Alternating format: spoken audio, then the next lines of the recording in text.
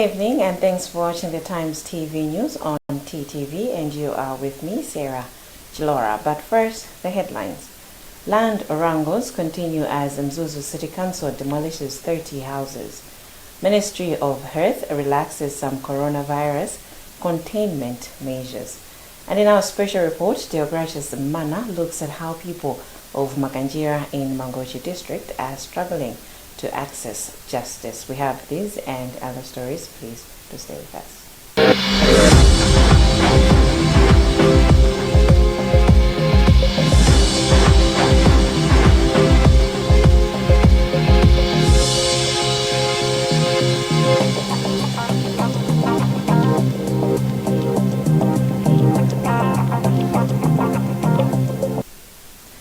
And in our first story, Mzuzu City Council, in conjunction with Malawi Police Service, on Friday night demolished over 30 houses within Area 4 location, accusing the owners of constructing illegally on the land.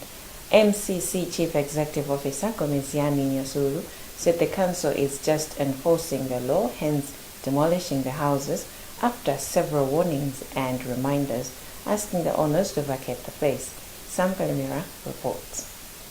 The land in question has caused controversy as Malawi Housing Corporation claims the land belongs to the institution which is constructing houses for police officers on the land. At midnight, Mzuzu City Council officials, escorted by over 50 police officers, stormed the area and started demolishing the houses. Among the victims is Reverend Maurice Muntali, who is Presidential Advisor on Peace, Reconciliation and National Building. Speaking in an interview, Muntali, who is also Malawi Congress Party spokesperson, said the land has always been customary land. Even if these people were not doing the right thing, but what is very concerning is that they are being dealt with as if they are refugees in their own country, as if they are coming from Mozambique or Tanzania or elsewhere. Because obviously, if any officer in this country should have come to sit down with these people, because they are developing their own country, they are using their own money, and they are not on the wrong side of the law. Lawyer for victims Leonard Mbulo expressed shock with the council's decision, saying the action is contempt of court. It's just unfortunate that this exercise took place yesterday by officials from Mzuzu City Council, accompanied by police officers. Actually, there is already a court order restraining the police officers as well as Mzuzu City Council officials. But Nyasulu said there is an injunction related to the land in question, which was vacated and was applied by the Minister of Homeland Security, hence enforcing the law. Minister of Health Kombise Kandodo Chiponda has announced new COVID-19 measures at a press briefing in Blantyre on Saturday. The Ministry of Health has relaxed some of the containment measures. Justin Nkweu has the details in this report. Chiponda said the easing in new coronavirus cases has moved the Presidential Task Force on COVID to initiate Level 2 restrictions. She said 100 people can now gather indoors from 50 people and 250 people can gather outdoors. Chiponda says the task force has however maintained that entertainment centers and drinking joints should be closing at 10 p.m. The minister indicated that they have lifted a ban on political rallies and people can watch football in stadiums provided they observe the 250 people limit. Chiponda said if the current trend continues, in few weeks they will relax the restrictions further but called upon people to get vaccinated. So I urge all Malawians that let's try our level best. I know the last mile, it is always the hardest last mile in race or whatever. You know, the last few steps, they become very, very difficult because you're already tired. There's so much fatigue. The last steps, they are very, very difficult.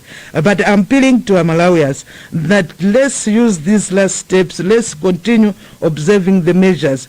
And as much as if you can get even more people vaccinated, then it means all of us who are protected. Then we can go and watch football. As of Friday, there were 57 new cases, 8,436 active cases, and 3 deaths from the COVID pandemic. Vice President Saulos Chilima has disclosed that government has come up with a Malawi COVID-19 socio-economic recovery plan to help the country recover from adverse effects of COVID-19 pandemic. Chilima disclosed the plan on Friday when he presided over the Old Mutual Partnership Conversation series in Lilongwe.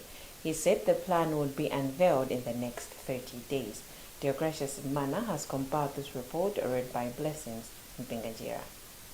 Chilima called on the private sector and other stakeholders to join hands with government to effectively implement the plan. He said the plan is aiming at enhancing the capacity of Malawi and its people to effectively recover and build a better Malawi from the adverse impact of the COVID-19. The plan has 5 focus areas, which include building a resilient and sustainable health system, education system, social protection system, economy and labor market system, and building an enabling microeconomic policy environment. Old Mutual Group Chief Executive Edith Gia said the Old Mutual Partnership Conversation series offers a platform for leaders to share practical solutions to a range of critical issues. We crafted and planned for this particular platform. It is a platform that we want to actually engage with our partners in different sectors, in different roles, to understand issues that are affecting us as business, as a community, as a country, try to agree solutions that we can craft together to enable us move and fix any of those challenges that we have. So this is just the inaugural one. You will see in the near future that we will arrange for similar activities with different types of partners and in different locations as well. The discussions were under the theme, The Power of Partnership to Unlock Opportunities. Cannabis Regulatory Authority has asked one of the concessionaries in the Chikangawa forest, Reply Malawi Limited, to consider venturing into the industrial or medical cannabis production as one way of dealing with a conflict with indigenous illegal sowers in the plantation. Hemp varieties have multiple economic benefits as its leaves, stems and roots can be used to produce manufacturing materials and furniture. Sam Kalimira reports. Cannabis Regulatory Authority Chairperson Boniface Kadzamira said in an interview that if companies that are in timber business like Lifeline Malawi can venture into cannabis growing, the fight between the company and illegal sowers over the trees can be history. Kadzamira said if Lifeline does not want to venture into business, it can partner with communities surrounding the plantations to cultivate cannabis and sell the trees to the company for production of furniture-related products. From cannabis, industrial cannabis, you can produce the same products that are produced from trees. You can make wood, you can make boards, you can make even curtains. So I was challenging Lifeline and other companies within the country to venture into cannabis and create market for people. If Lifeline can do that, cases of people burning down the forest will not be there. Cases of people felling down trees within the forest will not be there. There's no point someone to go into the forest and cut a tree when he knows that he has grown cannabis. In the next 2 or 3 months, someone is coming to buy them. However, Lifeline Malawi Public Relations Officer Daritso Chimwala said the company has no plans to venture into cannabis business, saying such investments require huge and proper research. Cannabis Regulatory Authority thinks cannabis farming can also help in reforestation within a short period of time. Lifeline Malawi has licenses that cover pines and its concession of 20,000 hectares within Vipya plantations. Directors of health and social services in the country have asked the country's water boards for a considerate billing system, saying high water bills continue affecting their operations. The directors made the remarks in Mangochi during their engagement with Parliamentary Committee on Health, Southern Region Water Board and Blantyre Water Board officials to discuss how best they can address water challenges being experienced in the country's hospitals. Isaac Salima with the full report. The meeting followed a letter that Southern Region Water Board recently wrote Cholo and Sanje district hospitals demanding them to stop using boreholes as an alternative source of water, saying that is against the Water Act. Gift Kawalazira, Blantyre District Council Director of Health and Social Services, said hospitals cannot do without water, hence they require a reliable source of it. So we highlighted to them that they are failing to provide a consistent water supply in the hospitals. Therefore, we need to look at ways of getting backup in terms of that in situations where they actually cannot supply us adequate water. Because otherwise, then we have to actually close the facilities because we cannot run the facilities without water. Number two, we also brought about the issues to do with the billing system.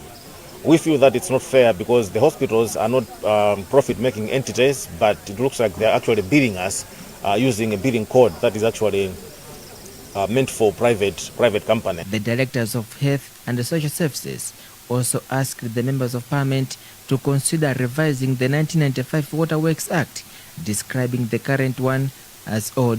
Chairperson of Parliamentary Committee on Health, Matthew Zingwale, said they will engage other water boards in the country so that hospitals can enjoy continued water supply. Indeed, for us, there was issues there that we needed to change the Water Act because there was complaints that the Water Act is outdated when there were very few people in the country, and therefore the Water Act needs to be, reviewed so that other players, other water suppliers can be allowed to compete. Board chairperson of Southern Region Water Board, Ibrahim Matola, maintained that the drilling of boreholes in hospitals was a health risk. We need to sit down with the all district hospitals and see how we can help each other, because it's not good for them also to be drilling boreholes. Drilling borehole at the hospital. Some of these hospitals, they are very old in infrastructure. The gathering then agreed that hospitals should be allowed to continue using alternative sources of water until there is a reliable supply of water, and also that Southern Region Water Board should withdraw the letter it wrote to Cholo and Sanje district hospitals. Remember, you're watching the Times TV news right here on Times TV. We'll be right back soon after this break.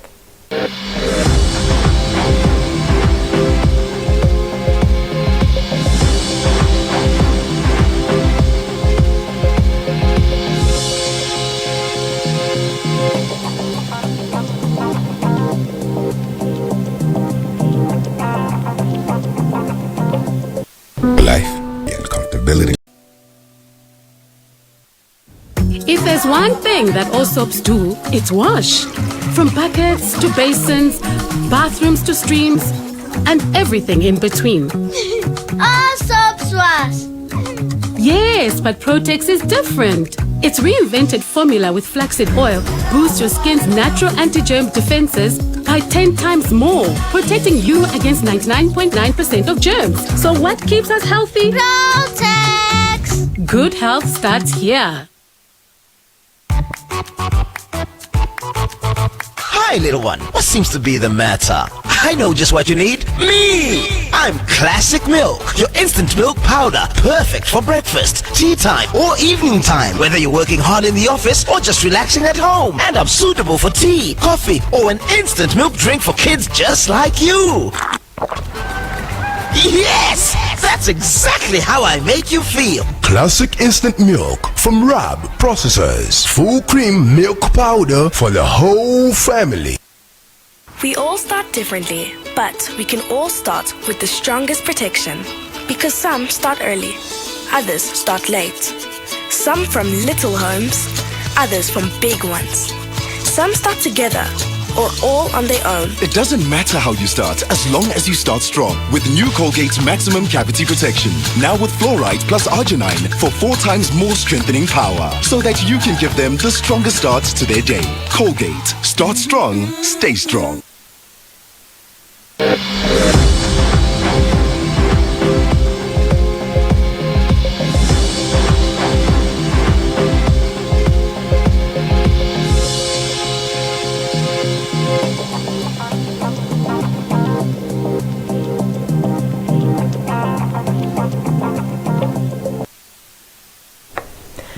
Welcome back. Still in the news, people of Makanjira in Mangochi district are struggling to access justice because their court has no magistrate.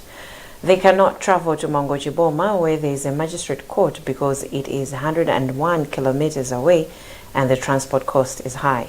Mangochi district, with a population of about 1.2 million people, has 9 courts with 4 non-functional ones.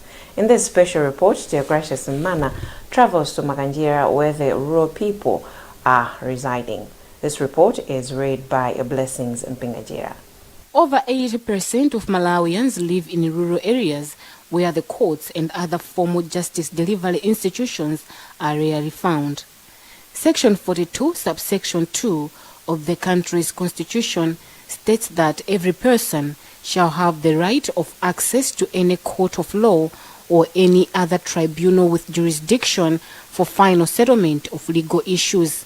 The right to access justice is also cited in the Sustainable Development Goal number 16, which talks of promotion of peaceful and inclusive societies for sustainable development and provision of access to justice for all and building effective and accountable and inclusive institutions at all levels. The people of Senior Chief Makanjira in Mangochi district are among the millions of Malawians that have no access to justice. They live 101 kilometers away from Mangochi Boma. They have a court built in 1957 but without a magistrate. The people cannot afford to travel a distance of 101 kilometers to seek court services at Mangochi Magistrate Court. The road connecting Makanjira to Mangochi Boma is in bad state. The villagers say they cannot afford to get and part away with 6,000 kwacha to travel to Mangochi to seek court redress.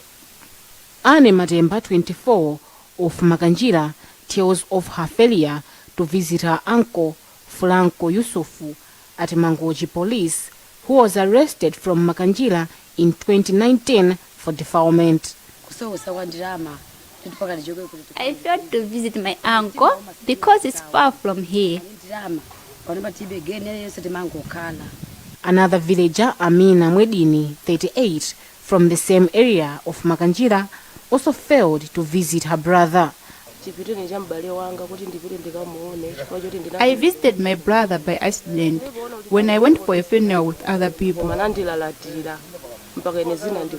Senior Chief Makanjira said most of his subjects suffer in silence as they cannot afford to travel to Mangochi Boma to seek justice. He says some cases are handled by traditional leaders.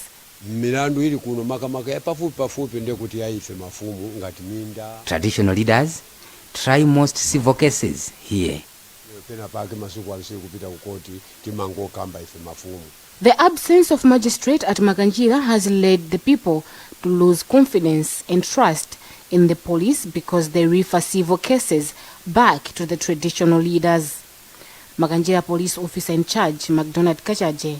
In fact, they feel like they are not well assisted, as they have trust in us that we can do everything, which is not true. But after counseling them and give them an advice, a guidance, they do understand. Mangochi First Grade Magistrate Mtunduwata Mpasu explains how the absence of the adequate magistrates affects justice delivery in the district. Justice is very expensive. Justice is very important for everything. to be in right track, we need to have justice first. So if the people of Makanjira do not have that access to justice, we are very much worried. Catholic Commission for Justice and Peace Diocesan Secretary Bruno Banda says he blames the judiciary for failing to dispense justice as expected. One of the areas that that we recommend is that for the courts to move to the rural areas. This can be done through provision of mobile court clinics that some of the stakeholders support. If this could be intensified, that would also cover part of the gaps.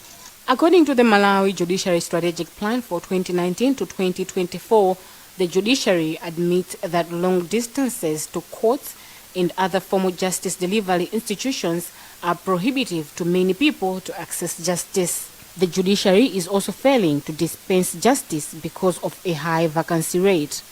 Judiciary has vacancies in both judicial and non-judicial positions, averaging 30%. For instance, the vacancy rate for High Court judges is at 44%. This challenge is compromising the performance of the judiciary. The strategic plan says judicial resources are largely insufficient for the judiciary to function properly. It is currently receiving about 0.8% of the national budget, far below the 3% that the judiciary requires to operate at an optimal level.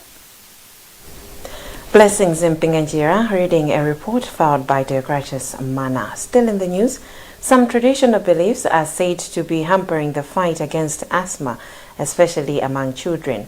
Senior research nurse at Malawi Liverpool Wellcome Trust, Beatrice Chinoko, said this at Zingwangwa in Blantyre during an asthma sensitization meeting with various stakeholders. Selina Tambola has more in this report. Group village headman Zingwangwa, who has also lived with asthma since he was young, says it is very important for communities to be made aware that traditional medicines do not cure asthma, as some believe. He said that is the message he would be spreading from what he has learned from the training.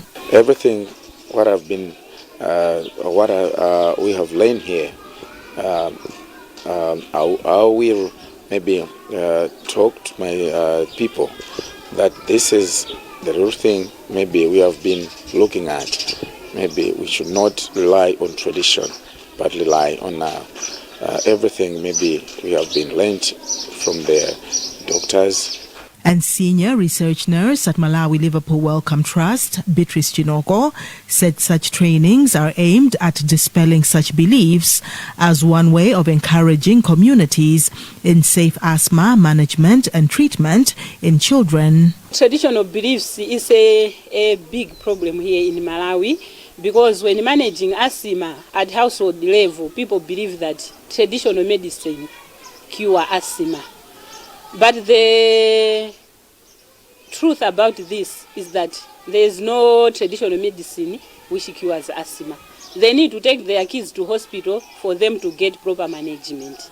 I'm very happy today to report that I can see that the gaps which were there concerning asthma are little by little being filled. And people have got knowledge on how to manage asthma at home as well as at hospital. So I know with this education and the knowledge they have got from this training, they will be able to discuss it at household level so that those beliefs are not taking a very big role in managing asthma. And Dorika Mzumara, who works as a doctor at Zingwangwa Health Center, commended Malawi Liverpool Wellcome Trust for organizing the training, saying the hospital receives many cases of children with asthma attacks. The Malawi Congress of Trade Unions, MCTU, has expressed concern that some employers are still exposing workers to various labor rights abuses and violations in the name of COVID-19. MCTU President Charles Kumchenga said the union is still receiving workplace complaints related to COVID-19, in particular salary cuts without notice, among others. Blessings in Pinganjira reports. Kumchenga said employees from various companies are still reporting labor cases to the union. He said the cases are related to COVID-19. This comes against the background that some institutions are forcing their employees to receive COVID-19 vaccination. Some of the cases include procedural retrenchments and salary cuts without notice. Kumchenga said there are also reports that some employees are not following some COVID-19 preventive measures, a situation that exposes employees to danger. He has since warned employers who are violating the law. He said the union will act on such employers. That is very true that some employees are complaining that their salaries have been cut just because they were not reporting for duties due to COVID-19. And there are a lot of athletes from different organizations on the same issue. So it is more or less like a warning to the organizations as well as institutions. On Wednesday, Malawi launched the Decent Work program, which will, among others, protect workers. That item concludes our bulletin, but before we go, the headlines once again. Land wrangles continue as Mzuzu City Council demolishes 30 houses. Ministry of Health relaxes some coronavirus containment measures. And in our special report, Deogracious Mmana looks at how the people of Maganjira in Mangochi district are struggling to access justice. Remember, you can get more on this and other stories by visiting our website www.times.mw, liking our Facebook page, Times 360 Malawi, subscribing to 1895, and following us on Twitter at Times 360 Malawi. Remember to wash your hands regularly, observe social and physical distance, mask up, and get vaccinated to prevent COVID-19. Please stay safe. You've been with me, Sarah Chilora. I wish you a lovely night.